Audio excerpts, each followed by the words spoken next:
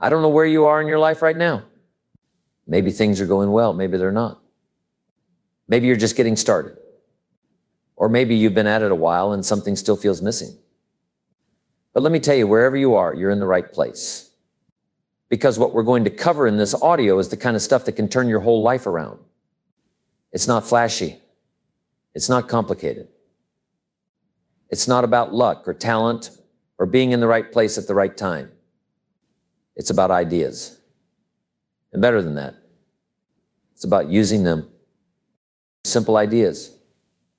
Powerful ideas. The kind of ideas that helped me go from broke at 25 to financially independent in a few short years. Not because the world changed, but because I did. And that's what this is all about. Change. But not the kind you wait for. The kind you create. So as you listen, just stay open. Take notes.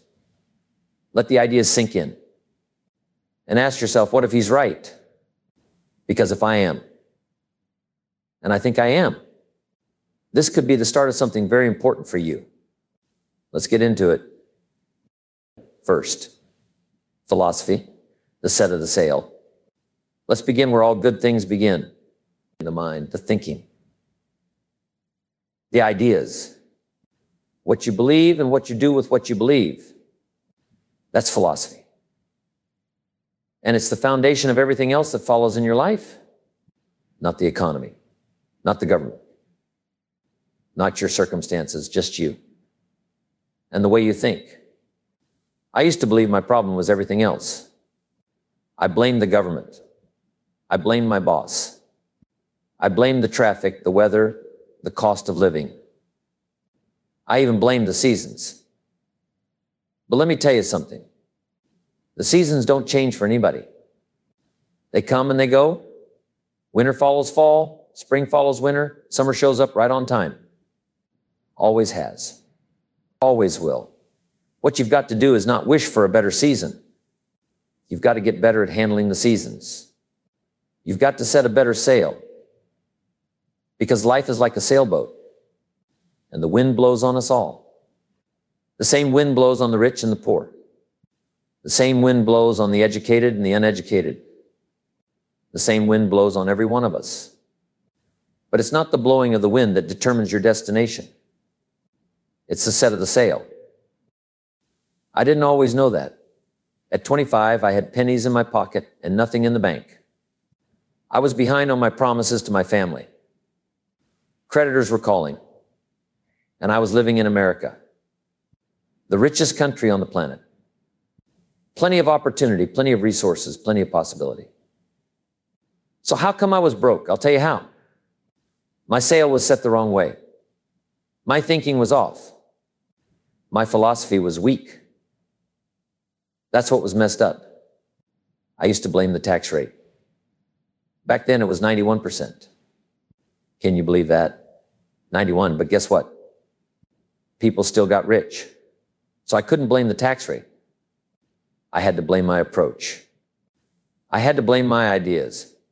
I had to look in the mirror and say, Jim, the problem isn't out there. It's in here.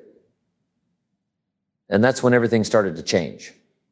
See, the greatest gift you've got is that you're not a goose. You're not hardwired to fly south just because winter shows up. You can go north, east, west. You can read a book, take a class, learn a skill, change your direction. You can reset your sail. You can decide. That's what makes you different than a bird or a tree or an alligator. You have the dignity of choice. You can think. You can plan. You can change. But if you don't change your philosophy, nothing changes. If you don't take the time to think, to evaluate, to examine your own beliefs, you'll keep drifting with the wind. You'll keep blaming the wind. You'll keep hoping for better luck, better breaks, better circumstances.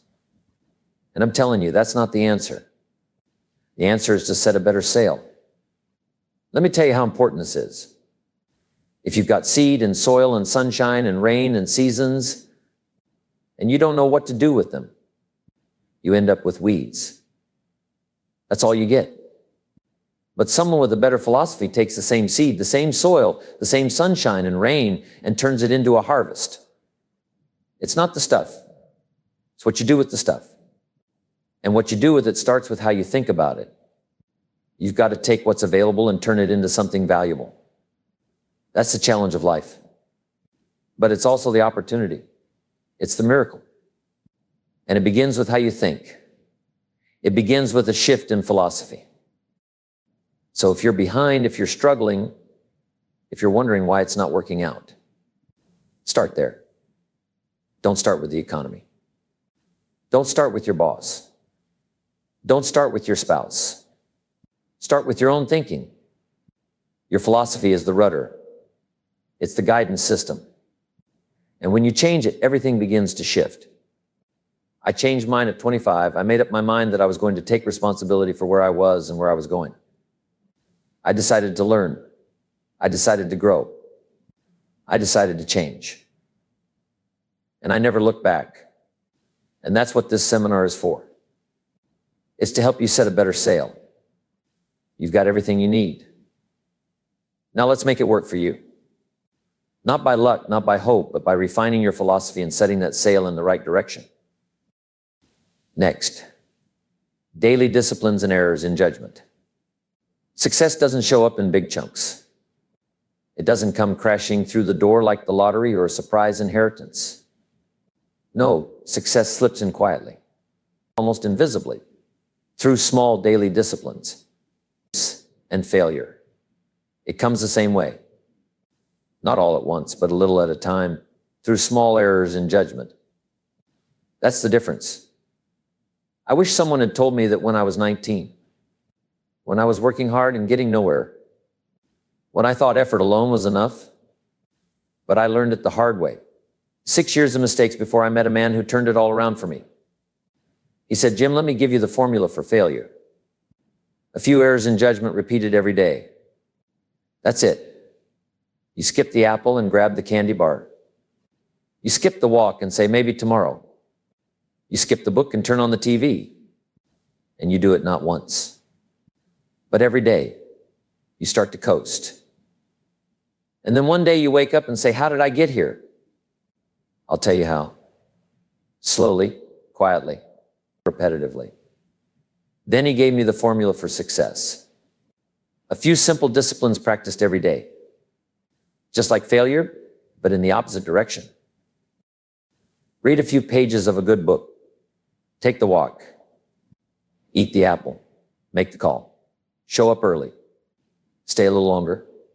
Nothing dramatic, nothing flashy. Just consistent action in the right direction. Here's the crazy part. Both roads, failure and success, are easy. They're easy to do.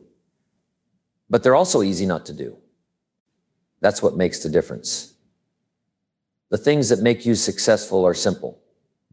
But they're also easy to ignore, easy to forget, easy to put off. And that's where the danger is. Let me give you a little example. My father, 88 years old, never been seriously ill. The man's got more energy than a teenager. I watched him one night just before bed. His midnight snack. A small apple, a few graham crackers, a glass of grapefruit juice. That's it. Now you say, Jim, how boring. I say, no, how wise. That's discipline. That's longevity. That's what gets you to 88 and still going strong. Now someone else at 25 says, I'll take the chocolate bar and the cola. You won't feel the difference tomorrow. Maybe not even next week. But keep it up for 6 years and you'll have more than a sweet tooth. You'll have a problem. It's never the one decision. It's the repetition. That's what builds your future or buries it. Discipline is the bridge between goals and accomplishment. It's the hinge that swings the door open or slams it shut. Without it, even the best ideas fall flat. And with it, even average ideas take flight. I didn't change my entire life because I read one book or went to one seminar. I changed it because I made new decisions every day over and over again. And let me tell you something. The first few days are the hardest. That's when the old habits scream the loudest. That's when excuses line up and say, take it easy. Start tomorrow. But tomorrow doesn't change anything. It never has. Only today changes tomorrow. You've got to take control of today. You've got to wake up and decide, today I do the disciplines. Not because I feel like it, not because it's easy, but because my future depends on it. 6 years of small disciplines turned me into a millionaire. Same economy, same taxes, same marketplace, but not the same me. Why? Because I practiced new disciplines every day. I got serious, I got focused, and my results followed. Now, I'm not saying you have to become a millionaire. That's not the point. The point is to do the best you can with what you've got, in the time you've got. And if you want that to be better than it is now, then you've got to start doing things better than you are now. And that starts with small things, daily things, things that don't impress anyone, things that don't pay off today, but they do pay off. Big. If you want a better body, it starts with a walk. If you want a better bank account, it starts with tracking your dollars. If you want a better relationship, it starts with a conversation. The little things are everything, because they're the things you can control. And let me leave you with this. The pain of discipline is far lighter than the pain of regret. Discipline weighs ounces, regret weighs tons. Don't wait to carry regret. Carry discipline now. The good life belongs to those who do the little things right. Long enough, consistently enough to earn it. And you can earn it too, starting right now. Next, taking 100% responsibility. One of the turning points in my life was when I finally stopped blaming everything and everyone else. That's the day it changed for me. Up until that point, I had a long list. I blamed the taxes. I blamed the company. I blamed the weather, the traffic, the government. I blamed circumstances. I blamed my upbringing. I blamed the economy. I even blamed the price of coffee. But never once did I blame myself. Then one day, my mentor sat me down. He said, "Jim, do you want the truth?" I said, "Of course I want the truth." He said, "Jim, the truth is, it's you." And he let that sit there. No explanation.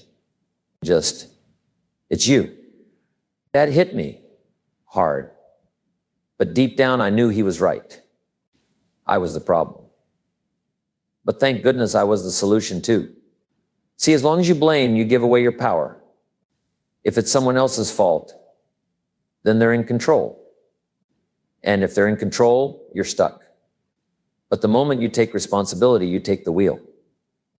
You say, I did this, I created this. And if I created it, I can change it. That's where real power comes from. Most people don't want that kind of responsibility. They want someone to save them. They want the company to pay more. They want the president to fix the economy. They want their spouse to change. They want their boss to notice. But the truth is, no one's coming. If you want something different, it's on you. You have to say, if I'm overweight, it's because I've made poor health choices. If I'm broke, it's because I've made poor money choices. If I'm behind in life, it's because I've been too casual with time. Not because of what's happening out there, because of what's happening in here. That kind of honesty is rare. Most people dodge it. They say, I didn't mean to, as if not meaning to is a free pass.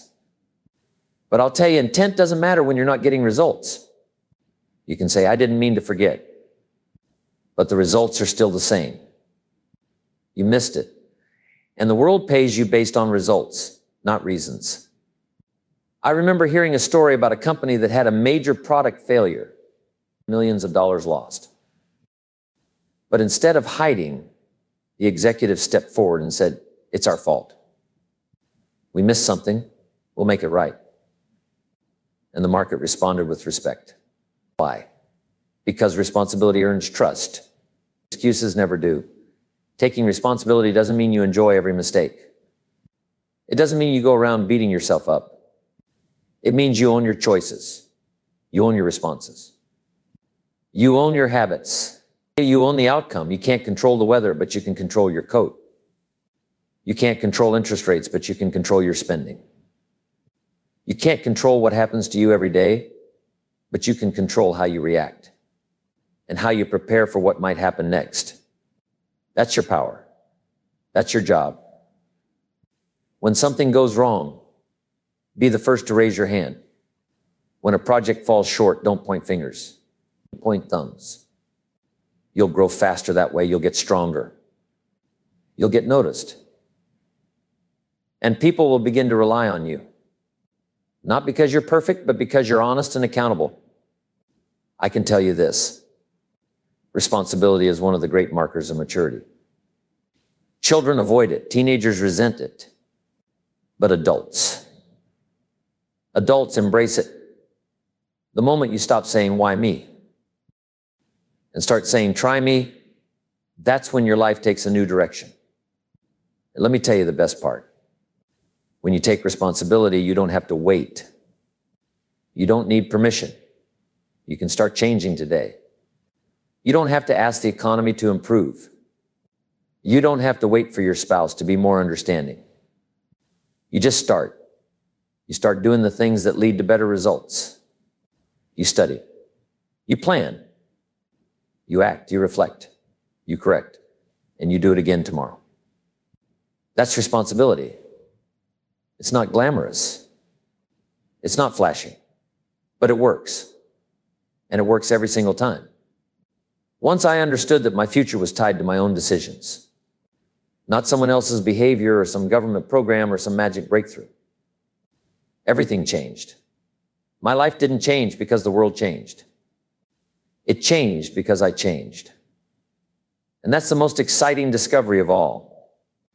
If you're willing to accept 100% responsibility, you'll rise above 90% of the population in an instant. You'll stop waiting. You'll stop complaining. You'll stop making excuses.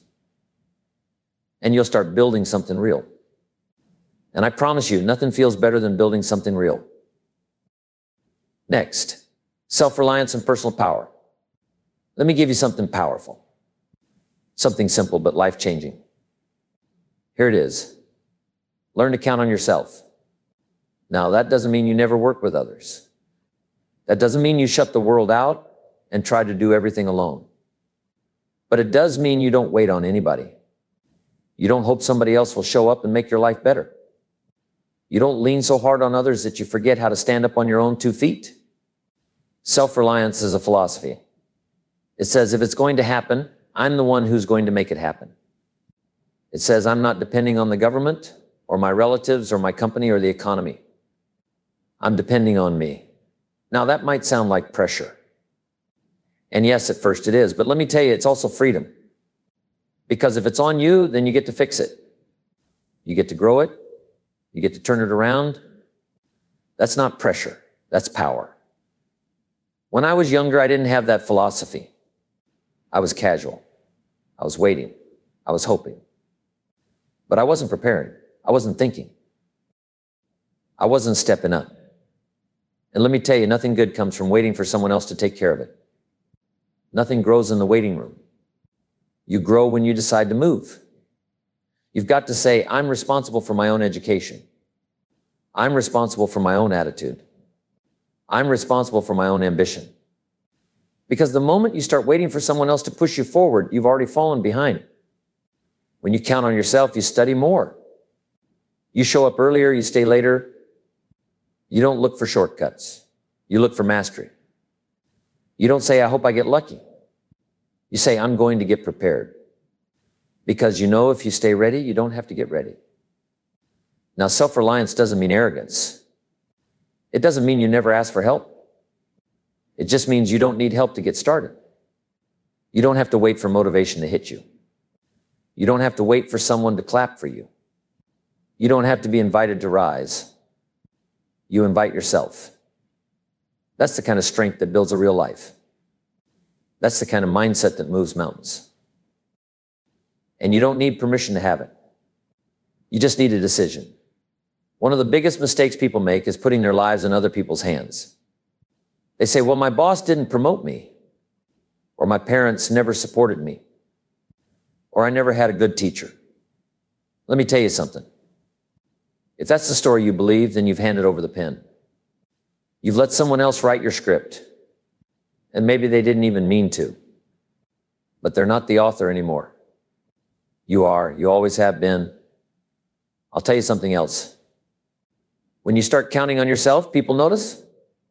Because strong people stand out, not loud people, not showy people, solid people. People who have that quiet confidence that says, I'm on it. I'll handle it. I'll figure it out. That's self-reliance. It's not always easy. You'll mess up sometimes. You'll fall short. But the good news is, when you're self-reliant, you also take responsibility for your mistakes. You don't hide. You don't point fingers. You just say, that was on me. Let me fix it. And that earns you something money can't buy. Credibility. People follow self-reliant people. They trust them. They listen to them. Why? Because they know they're not bluffing. They're not guessing. They're grounded. That's what you want to be. Not a leaf blowing in the wind. Not a thermometer reacting to every change in temperature. Be a thermostat. Set the temperature. Decide the climate. Choose the direction. That's what self-reliant people do. Start today. Start with something small. Make a decision. Follow through. Keep your word to yourself. Not because someone's watching, but because you are. You don't need a crowd. You don't need applause. You just need a standard. And once you set it, hold yourself to it. You've got more strength than you think. You've got more power than you're using. You don't need a new country, a new boss, or a lucky break. What you need is already inside you. All you have to do now is decide to trust it, develop it, and depend on it. Next, positive reinforcement and habit building. The greatest fuel for ambition is success. Not massive success, not $1 million in the bank. Just enough success to prove to yourself it's working. That you're on the right path. That what you're doing today matters. You start stacking those small wins, and before long you build momentum. That's the real power behind positive reinforcement. People often ask me, Jim, how do I stay motivated? I say you don't. Motivation is not something you wait for. It's something you generate. And you generate it by doing the things you said you'd do. Again and again. Until they start to pay off. You go to the gym once, it hurts. Twice, still hurts. But 3 weeks later, 5 pounds are gone and the mirror starts smiling back at you. That's when it gets easier to go the 4th time. That's positive reinforcement. And it works in every part of your life. I remember when I first started changing. I picked up one good book, read a few pages every night. Not a whole chapter, just a few pages. But that little act done consistently gave me something new to think about. A better idea. A sharper question. It made me feel different, a little wiser, a little more confident. And the more I did it, the more I liked who I was becoming. See, you don't change your life all at once. You change it with a new discipline practiced daily that leads to a better result. You pay attention to that result, and it reinforces the behavior. Suddenly, reading isn't a chore anymore. It's fuel. Waking up early isn't punishment. It's strategy. Eating better isn't sacrifice. It's self-respect. That's the shift. But here's the thing. You've got to be honest about what's working and what's not. Positive reinforcement only works if you're reinforcing the right things. Some people are reinforcing bad habits. They skip the gym, feel relief, and that becomes the pattern. They procrastinate, avoid discomfort, and start calling that balance. But avoidance isn't peace. It's just delayed pain. That's the problem with reinforcing the wrong behaviors. They feel good now, but they cost you later. So what do? You track your habits. You pay attention. You ask yourself, is this getting me closer to the life I want or further away? You've got to reflect. You've got to measure. Because if you're not measuring it, you're probably repeating it. And if you're repeating it, you'd better hope it's the right thing. That's why I talk about journaling, writing it down, taking a moment at the end of the day to say, what did I do today that moved me forward? And maybe more importantly, what did I do today that pulled me back? You write it down not just to remember, but to reinforce. That's how you build habits that last. Because habits are like bricks. You lay them down one by one. Some people try to throw the whole house up overnight, but you build a strong life the same way you build a strong wall. One brick at a time, well placed, well chosen, and set with care. The cement is repetition. The structure is consistency. And the beauty is, you're the builder. And let me tell you this, when you get a few good bricks in place, it feels incredible. You sleep better. You talk better. You think better. Why? Because you know you're becoming a better version of yourself. That's where confidence comes from. Not the mirror, not the likes, not the applause. Confidence comes from discipline, from doing the right thing, especially when no one's watching. The most successful people I know didn't get there because they were smarter. They got there because they reinforced the right things day after day until those things became who they were. And once it's who you are, you don't have to force it anymore. Discipline becomes character. Habits become instinct. And results become inevitable. So don't wait for a lightning bolt. Don't wait for someone to hand you motivation. Start with something small. Stack a win. Celebrate it. Reinforce it. Then stack another. That's how you build a life. Not with leaps, with layers. And if you do that day after day, I promise you this, there will come a time when you'll look back at the old version of you and say, thank God I didn't wait. Next, journaling, reflection, and tracking growth. One of the most valuable things I ever learned to do was keep a journal, not a diary. A journal. There's a difference. A diary is a place you write down what happened. A journal is where you write down what you learned. That's the key. The lesson, the insight, the spark. That's what you want to keep. Most people go through the day and leave with nothing. They experience the conversations, the emotions, the mistakes, the wins, and they take none of it with them. They let the day slip through their fingers. But not the successful ones. The successful ones take a moment. They reflect.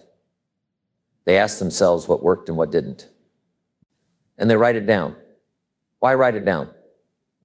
Because we forget. We always think we'll remember, but we don't. The mind is fast, but it's slippery. Thoughts come and go. But when you write something down, it stops running. You freeze it in time. You capture it. You give it weight. And now it can work for you tomorrow and next week and next year. When I first started keeping a journal, it felt small. Just a sentence here, a question there. But as time went on, it became a goldmine.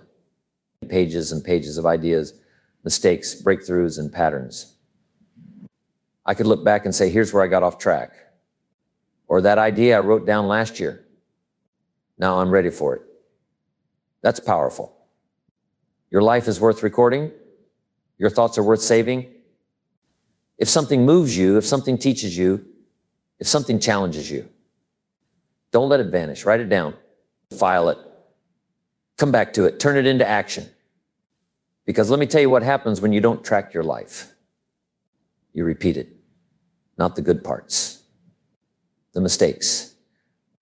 You keep making the same errors, having the same problems, feeling the same frustration. You wonder why you're not growing, but you're not measuring. You're not reflecting. You're not correcting. You see, progress doesn't just come from motion. It comes from awareness, from understanding what you're doing and why. And that kind of understanding doesn't come by accident. It comes by writing it down, thinking it through, asking better questions, and writing those down too. Don't just record what happened. Ask yourself, what did I learn? How did I feel about it? Would I do it differently next time? That's how you grow. That's how you compound wisdom. You don't have to experience everything twice. Learn the lesson once, write it down, and avoid the second mistake. Let me tell you something else about journaling. It builds integrity, not for others, for yourself. When you write down your goals and your intentions, you create a record. And that record becomes a mirror. You see who you are. You see whether you followed through. And if you didn't, you can't hide. It's right there in ink. No excuses, no story, just the truth. And here's the beauty. When you do follow through, you get to record that too. You get to see your own consistency, your own wins. And that builds trust, not with others, with yourself. And that kind of trust is rare. When you start trusting yourself, you move differently. You speak differently. You lead differently. Now, maybe you're thinking, Jim, I'm not a writer. Doesn't matter. You don't need to write like a poet. You just need to write like a thinker. It's not about grammar. It's about growth. It's not for the public. It's for you. So be honest. Be messy if you need to. Just be real. Some people carry their journals everywhere. Some keep one by the bed. Some write once a week, others write every night. There's no one right way. The key is to start. Pick a method. Stick with it. Make it a habit. And over time, you'll build a personal record of your own transformation. It's a quiet practice, but it yields loud results. It's simple, but it's powerful. And I'll tell you this. You can always spot the difference between someone who thinks and someone who just reacts. The thinker writes. The thinker studies their life. The thinker lives with intention. So I challenge you. Don't just go through the day. Don't just survive the week, capture it. Learn from it. Save the wisdom. Track the journey. Build the archive of your becoming. Because your story matters. And if you don't write it, who will? Next, leadership, character, and the price of greatness. Responsibility doesn't end with your own life. It starts there, but it doesn't end there. Eventually, someone is going to look to you. They're going to follow your lead. And when that happens, the question is, will you be ready? Leadership isn't about titles. It's not about position or parking spots or plaques on the wall. Leadership is about character. It's about responsibility. It's about showing up strong when others are looking for direction. One of the best definitions I've ever heard is this. Responsibility is the price of greatness.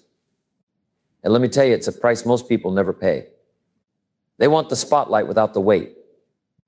They want influence without integrity. They want the results without the responsibility. But it doesn't work that way. You can't harvest what you haven't planted. You don't get to lead just because you say so. You lead because you've earned it. You lead because you've paid the price in private. You've disciplined yourself. You've corrected yourself. You've held yourself to the standard even when no one was watching. That's where leadership begins, not on stage, not in meetings. It begins in silence, in solitude, in moments of decision when you do what's right, especially when it's hard. I've seen people try to lead without character. They always run out of runway. They can fake it for a while, but eventually the cracks show. Eventually the people stop listening because people can smell hypocrisy and they'll only follow someone they trust. That's why you've got to lead yourself first. Before you ever try to lead your team, your business, your family, lead you. Do your push-ups, read your books, keep your promises, be someone you would follow. That's the starting point. You want to know what leadership sounds like. It sounds like this. It's my fault. It sounds like we didn't prepare enough. It sounds like next time I'll do better. The strongest leaders don't push blame down. They carry the weight. because they know what happens under their watch is their responsibility. Bear Bryant, one of the greatest football coaches of all time, used to say, if something goes wrong, it's my fault. If something goes right, the players did it. That's leadership. That's maturity. That's someone who's not trying to protect his ego. He's trying to protect his team. When you accept that level of responsibility, you start to grow faster. You stop dodging, you stop justifying, you stop building walls around your weaknesses. Instead, you expose them, you face them. You do something about them. And when people see that in you, they follow. Not because you're perfect, but because you're real. Because you're strong enough to say, here's where I fell short, and here's what I'm doing about it. That builds trust. That builds credibility. That builds respect. But let me warn you, it's not always easy. People may not clap for you. They may not say thank you. They may not even notice. And still you lead. Because leadership is not for applause. It's for impact. Sometimes leadership means making the tough call. It means saying no when it's unpopular. It means standing alone when it would be easier to join the crowd. It means holding people to the standard even when they push back. Because if the standard slips, everyone pays. If your integrity bends, everything cracks. You've got to be the one who stays steady. That doesn't mean you become cold or harsh. It means you care enough to be clear. It means you value people enough to challenge them, to tell them the truth, to expect more from them, not to punish, but to pull them up. And when they rise, you rise with them. That's what great leaders do. They lift others by lifting their own standards. They shine the light, not for attention, but to show the way. They go first. If you want to lead, at home, in business, in life, start now. Start by becoming the kind of person who takes ownership of every area of their life. Start by refusing to make excuses. Start by getting your own house in order. Because the world doesn't need more loud voices. It needs more clear ones. It needs people who live what they teach, who do what they say, who lead not by noise, but by example. That's the invitation. That's the challenge. And that's the reward, not just success, but significance, not just results, but legacy. And it all begins with character. So raise your standards, build your strength, own your results. And when the moment comes, and it always does, step up and lead.